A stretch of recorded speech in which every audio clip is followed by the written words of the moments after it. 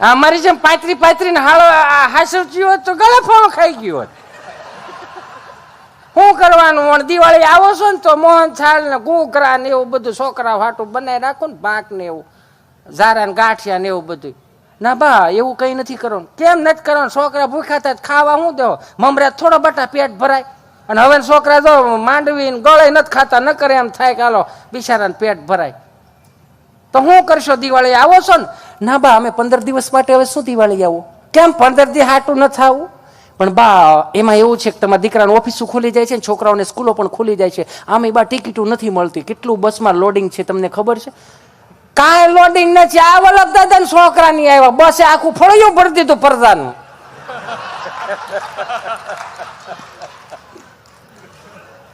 તો 15 દી તમે શું કરશો ત્યાં? એમ તો બા 15 દી અમે કુનુ મનાલી જઈએ છીએ ને, તો ત્યાં કુનુ મનાલો શું હોય બા? ત્યાં બરફ ને એવું બધું હોય. અચ્છા, ત્યાં બરફના ગોળા ઉલાળવા જવા તાય 5 દી આવો નહીં. ભાભાન પોરો રે મોસમ છે, એકાદો પાથરો ઓપનર સુધી ઉલાળી દો, મોસમ વહેલી પૂરી થાય. ત્યાં બરફના ગોળા ઉલાળવા એને કરતા અહીંયા આવો તો ભાભાન 5 દી. ભલે તમે શરત મુજબ વાડીએ ન આવતી, જે શરત કરી હતી એ પ્રમાણે તમે તારે વાડીએ ન આવતી, આવો તો સારું. બીજું શું કહો? નકર રામના રાજ છે, જો ખવાય હારે બેહીને ખાવ ને બટા, એનાથી મોટું કોઈ સુખ નથી. ભલે ને તમે ગમે એમ કરો. હા, જો હારે બેઠા ને ફળી, એમ તાર દાદાને કેટલું વાલું લાગે ખબર? હા, જો આવી રીતે હારે ખાઈને બેઠા હોય ને, સાંજે જીવ વી ગયો ને તો દાદાને જીવ ભટકે નહીં. એને થાય ને કે હારે બેહીને ખાય. હા, જીવતા હોય તો પેટ બાળીને તમે જાઓ ને શું આમાં ભાભો બિચારો પછી સપ્તાહ વાળા બેહારે ને શું કર્યા? કાંઈ નહીં. તો હવે તમને સારું લાગે એમ કરો, પણ ટાઈમે દવા લઈ લેજો. અને બહાર જાઓ ને તો તમારું ધ્યાન રાખજો. ત્યાં તમને લગભગ તો જો કે દવાની જરૂર નહીં પડે. સારું, તમને ઠીક લાગે એમ કરો. અમારે જેવું હોત ને બટા તો કેદુનો ગળે ફાવ ખાઈને મરી ગયો. તમને ખબર? 35 ના ટોળા બટા. જો કુએ 4 વાગે પાણી ભરવા જવું પડતું, ઘંટલે દળવું પડતું.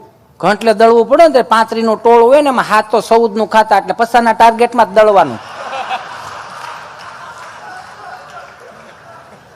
અને વાડીએ જો 8 છોકરા હોય, બધા છોકરા નવરાવા ધોવરાવા જવાના. તઈ બાપા 8 છોકરા ને 8 દૂન 16 ગોદડા. તઈ બાપા ડાયપર નહોતા ને તઈ, એટલે વાદળા વીખવા કુંડીએ જવાનું. તમારી જેમ કેવું છે ફિલ્ટર ની સાફ પાડો, તેની મેળે મેળે ગળો ભરાય જાય. ઘંટીમાં દાણા નાખો, દાણા થઈ રહ્યા. બોલતી ઘંટીઓ આવી ગઈ, સામે જ બોલે દાણા થઈ રહ્યા. સંપા ભાભી સાફ બંધ કરી દો. ટેકનોલોજી તઈ. અને વાડીએ ગોદડા ધોવા જવું પડવું નહીં. એક ડબ્બામાં ગોદડું નાખ દો, ગોદડા ધોવાય જાય. તો એ કેડું દુખે. તો હવે આટલી સુવિધાઓ. હા, આનાથી મોટી હવે સુવિધા ન આવે મારા બાપામાં. પછી કાગળિયા કરવા પડે. આ 70 વર્ષની બાક 70 વર્ષનો દાદો ઘેરે બેઠો હોય ને તો એને પૂછી લેજો કે આ 70-75 વર્ષના દાંપત્ય જીવન તમે કઈ રીતે ઉજળા કર્યા, બાયધા બોલ્યા વગરના. આ દિવાલ થી આ દિવાલ ખબર ન પડતી. તમે વિચાર તો, એકબીજાએ જોયા નહોતા, એકબીજાએ જોયા નથી, છતાંય આ 70 વર્ષના દાંપત્ય જીવનો એટલા ઉજળા બનાવ્યા. આ દિવાલ થી આ દિવાલ ખબર ન પડતી. હું કામ? કે ફલાણા ભાઈની ડેલી છે, એમાં કાંઈ ન ઘટે. ફલાણા ભાઈની ડેલી તો કે રોટલે મોટી બહુ. હવે આ બધું ડેલી ના નામ તો વી ગયા. હવે નંબર ઉપર આવી ગયું. 5 number, 10 number, 20 number, 25 number, 30 number. 35 નંબરમાં 2 માણા બાંધતા હોય તો 40 નંબરમાં વાતો થતી. જોઈ લેજો, હમણાં છૂટું ન થાય મને સંભાળજો. આપણા કાગળે એને ચાલુ કરી દીધા હોય. આટલા ઉજળા દાંપત્ય જીવનો થઈ ગયા આપડા. એમાં તકલીફ થાય છે ને, નકર એટલું બધું હોય ને. તમે જોવો તો ખરા, ભારતીય સંસ્કૃતિના, સનાતન સંસ્કૃતિના હું તમે વારસદારો છીએ. આપણે બેગડા નથી બગાડવામાં આવ્યા. આ પેલાના પિક્ચરો હતા, તમને ખબર છે કે મેં તો જોયેલા. એટલે ફેમિલી સાથે તમે પિક્ચરો જોઈ શકો. પારિવારિક પિક્ચરો આવતા ફેમિલી ઉપર, કઈ રીતે જીવવું, કેમ હું. આ તે ગીતે એવા હતા. છોડ દો આંચલ જમાના ક્યાં કહેગા, સમજણ વાળું ગીત હતું. જન્મ જન્મ કા સાથ હે હમારા ઓર તુમારા. આપણે આદિ અનાદિથી, આજકાલના નથી. તો કે એટલું બધું ન થાય તો હજી ટૂંકું કરો. આ પશ્ચિમી સંસ્કૃતિનું અનુકરણ ધીમે ધીમે વધવા માંડ્યું ને, કે જન્મ જન્મનું ન થાય તો હજી ટૂંકું કરો, ટૂંકું કરો. કેટલું ટૂંકું? 100 સાલ પહેલે હમકો તુમસે પ્યાર થા. કે હજી 100 વર્ષનો ન ભેગું થાય તો હજી ટૂંકું કરો. કેટલું? સુબહ से लेकर शाम तक, शाम से लेकर फिर सुबह तक, बस तुम मुझे प्यार करो. कामे कौन? बापूजी जा है? આ 3 હપ્તા સડી ગયા જો બેંક વાળા ડોકા કાઢે અહીંયા. આમાં રહેવા મરી જાવ. અને હવે તો નવી પેઢી થાવ દાટ વાળ્યો ઝલક દિખલા જા. બારા નીકળો મારા બાપ, બે હાથ જોડીને પ્રાર્થના કરું. કહું છું તો ખરા કે હવે ક્યાં માથા પાડવાના, ધર લડાવા જવાના છે. આપણે આપણું સાચવવાનું છે. હવે એ તો જો 1500 વર્ષ પહેલા માથા પાડીને ધડ લડાવે ને એની ચેતના ક્યાંય દુખી ન થાય ને એનું મારે તમારે ધ્યાન રાખવાનું છે. આજના યુવાનોને ખાસ એની ચેતના દુખી ન થવી જોઈએ. હું કામ કે એને એમ ન થવું જોઈએ કે આની હાટું તો આપણે માથા પાડ્યા હતા. આપણને બાવડા ખેંચવા વાળા સંવાદન કરવા વાળા હતા કે ભાઈ 18 ગામડા હું તને દઈ દઉં, તું શાંતિથી રહે ને તારું ફેમિલી મોટું કરે. આની હાટુંથી તમે જોવો તો ખરા. તમે આજનું યુવાધન ક્યાંક તમારી અંદર જોવો, હજી ક્યાંક ને ક્યાંક મહારાણા પ્રતાપની, છત્રપતિ શિવાજીની, ઝાંસીની રાણીની તમારી અંદર ક્યાંક ને ક્યાંક પ્રતિભાઓ પડી છે. પણ તમે અમુક વસ્તુમાંથી બહાર નીકળી જાઓ એટલે બધું દેખાય.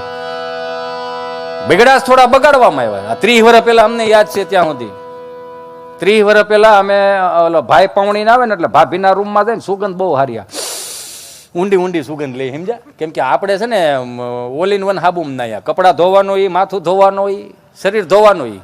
2 રૂપિયાનો ઓલો સાબર હાબુ આવતો, ડોક્ટર હાબુ લીલા કલરનો, ઓલ ઇન વન. કપડામાં એ સુગંધ આવે, શરીરમાં એ સુગંધ આવે. જો તો ખરા.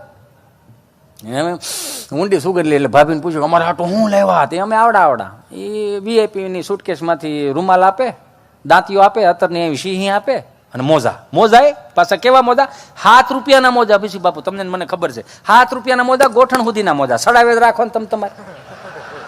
7 રૂપિયાના મોજા, ગોઠણ સુધીના મોજા.